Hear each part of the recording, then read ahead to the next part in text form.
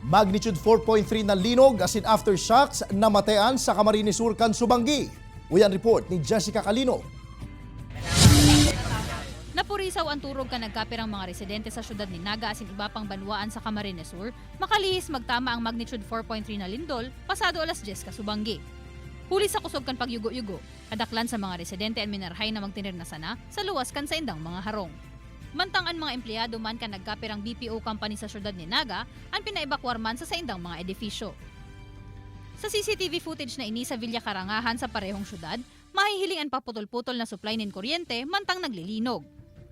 Sa klinik man na ini, mahihiling ang makusog na pagkatanyog kan mga gamit asin ang sarong kakanan sa banwaan nin Bonbon. Mientras tanto sa banwaan man nin Calabanga, nakubanan ang nagkapirang miyembro kan Parish Youth Ministry kan Our Lady of La Porteria Parish kan mamatayan ang kusog kan linog mantang sibot ang mga ini sa pag-edit ng video, kung sa insurunudan ang mga ini na nagdalagan paluwas sa simbahan. Neither take side on the opposition of the stations.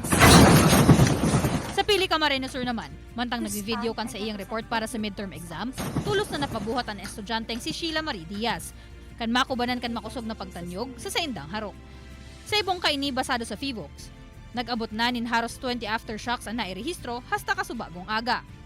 Sigon kay Dr. Paul Alanis, resident volcanologist kan FIVOX Bicol, ang naghirong fault line ang partisana kan inaapod na Philippine Fault Zone po Northern Luzon pababa sa Mindanao, kung saan ang sarong branch subuot kaini ang nag-agi sa Bicol region. And then itong isang branch naman is dito dumadaan sa Western Camarines Sur, pababa papuntang Albay. And ito po yung gumalaw kagabi.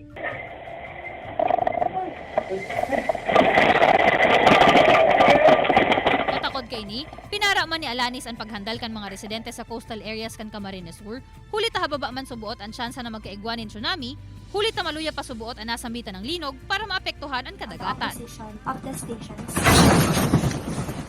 Kay Banan si Gerald Gandia, Jessica Kalinog, Balitang Bicolandia.